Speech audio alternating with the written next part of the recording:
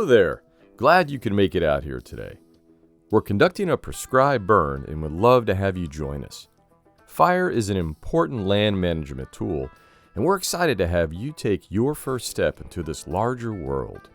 By using this training, we hope that you'll gain a better understanding of what to expect and how to prepare yourself for a day on a burn. Prescribed fire, like all fire, has its dangers. That being said, if you are well prepared and maintain good situational awareness throughout the day, you'll be just fine as you participate in this important land management practice. Today, we've got an outstanding team with us. They'll be guiding you through the entire process of conducting this burn here at Deerwood property. But before we jump in, we need to make sure we're fully prepared and have the right equipment on hand. Before we head out for the day, let's talk about what you can do to be prepared, especially in the days, weeks, and months leading up to the burn. You want to make sure you're physically and mentally prepared. Make sure you have all your gear in a pack and that you can handle it while you're hiking around in what can be a strenuous environment. Make sure you drink plenty of water, eat well, and get a good night's sleep before the day of the burn. Now that you are well rested and physically ready for the day, what should you wear?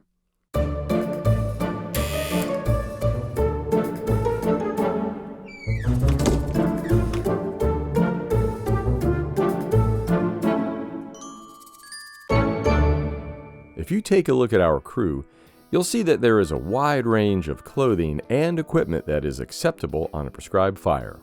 There are a few items that all crew members should wear.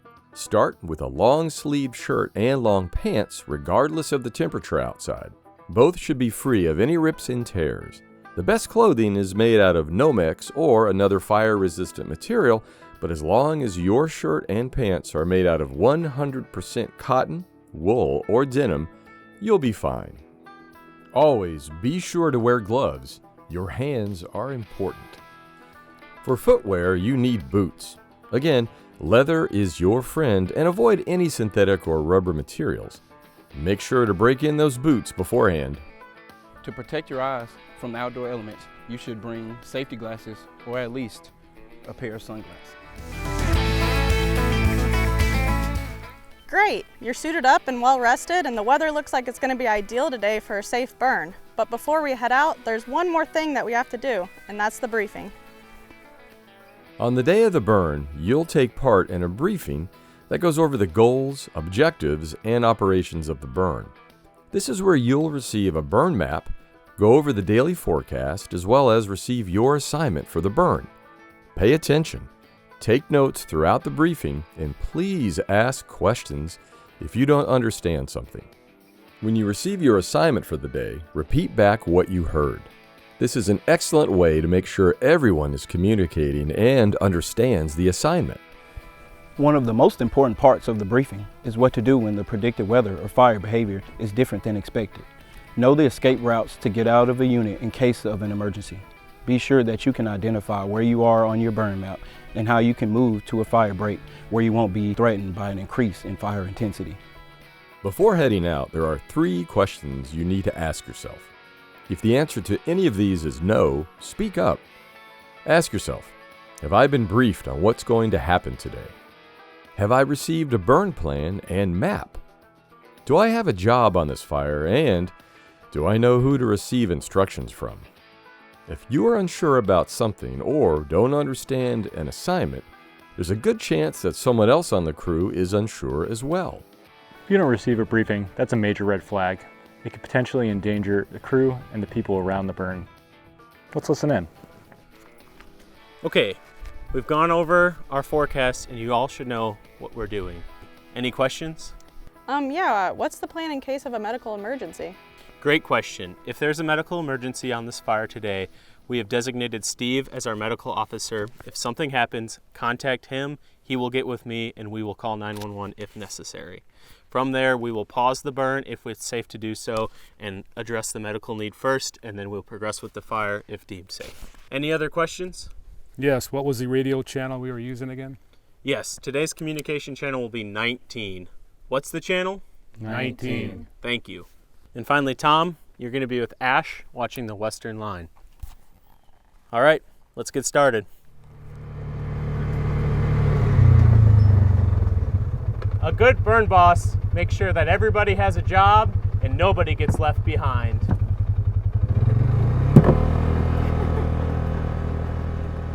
It is customary on smaller burns to walk the burn unit before lighting it on fire. This allows you to get a sense of your assignment as well as the terrain and fuels you'll be burning in.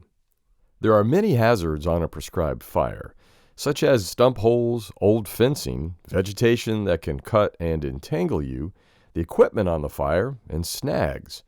Snags are dead, standing trees without leaves or needles in the crown.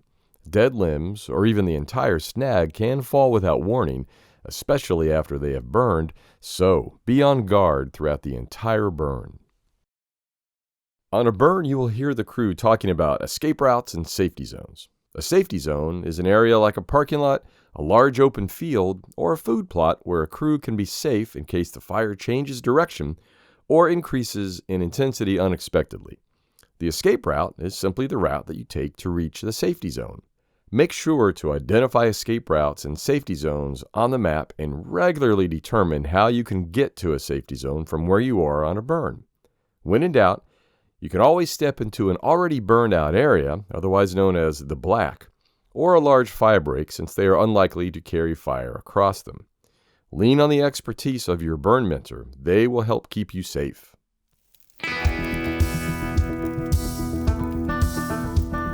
Prescribed fires are conducted within specific burn units, and the boundaries of these units are marked by either roads, natural waterways, or fire lines constructed with heavy equipment. Most of the time, these are already in place, and you may be tasked with monitoring one of these lines along with a more experienced burner.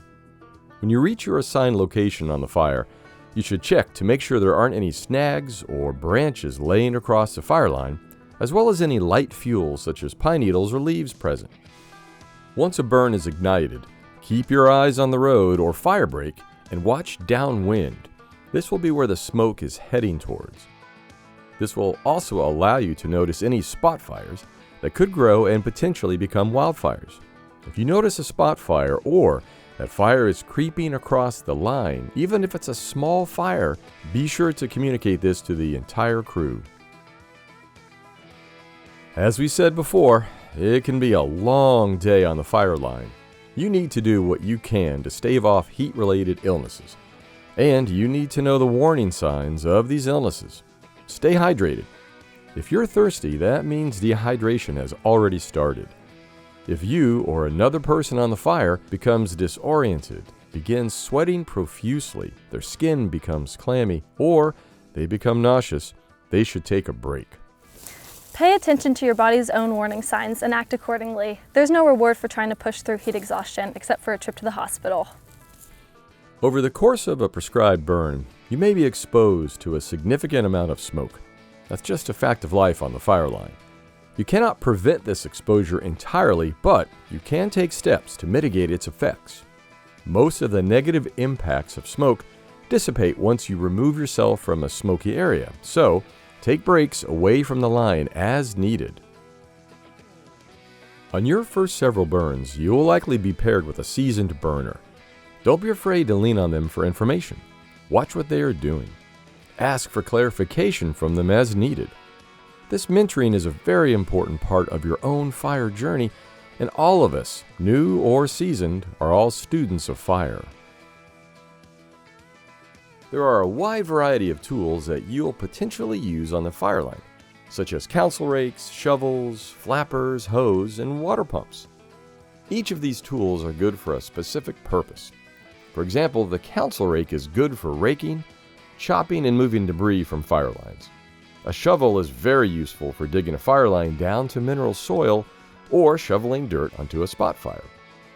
Similarly, a flapper is great for smothering parts of a fire that you want to extinguish, but this tool is not used for swatting despite the name. Keep your gloves on when using a tool to prevent blisters. You may also be tasked with utilizing a backpack pump to wet a fire line or put out small spot fires. Another tool that you might be asked to utilize is a leaf blower, which is fantastic for clearing fire lines. One of the most common pieces of equipment on a prescribed fire is the drip torch. This is the main way that burners ignite a unit during a prescribed fire.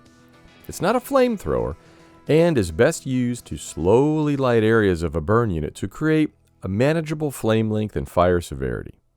A good rule to keep in mind is that you don't need to use as much fuel as you think you do.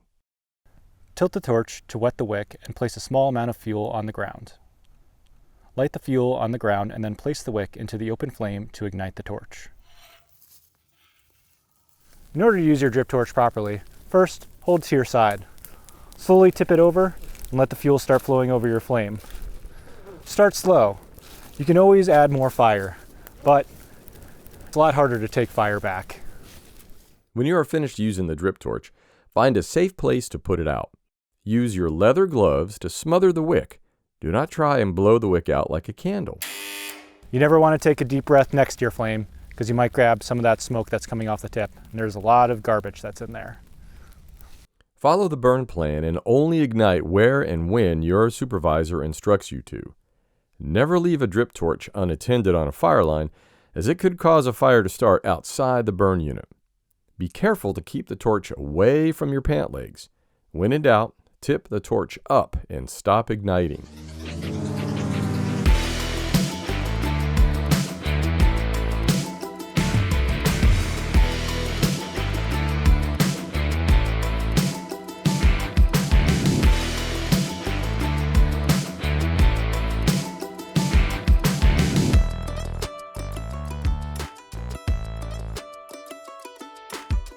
Once a burn is finished, one of the last steps you may participate in is the mop-up phase. This is actually one of the most important elements of a successful controlled burn, but it is also some of the dirtiest and toughest work on the fire line. Since mop-up takes place after the majority of the ignition activities are completed, and usually at the end of the day, there are things you need to know in order to keep yourself safe during this important phase that ensures a fire is extinguished. Your supervisor will give you detailed instructions specific to how much mop-up is needed. Personnel typically engage in a seek and destroy method that seeks out smoldering fires, firebrands, pretty much anything that is deemed to be a threat, and eliminates them. Okay, so you made it through your first day on a prescribed fire. Congratulations! But before heading home, the burn boss or fire leader will conduct a discussion in order to go over how the day went. All right, crew, we accomplished our goal today, but what went well and what can we do better next time? This open discussion helps build crew cohesion and works to make everyone better and safer in the future, and should not become a place to point fingers when mistakes happen. Before you go to sleep at night, there are just a few things you should do. If you are going back out to a fire line the next day, rinse and repeat the steps we've discussed in this video. Make sure you have the right gear, get a good night's sleep, listen closely during the briefing, follow the instructions of the burn boss or fire leader, communicate clearly, and maintain your situational awareness. We're really excited that you are interested in prescribed fire and hope that you feel more confident in your ability to keep yourself and others safe while burning. A great next step would be to attend a Learn and Burn, a prescribed burn association meeting, or a fire council meeting near you. This way, you can get connected with other burners who can help you on your fire journey. Stay safe and happy burning.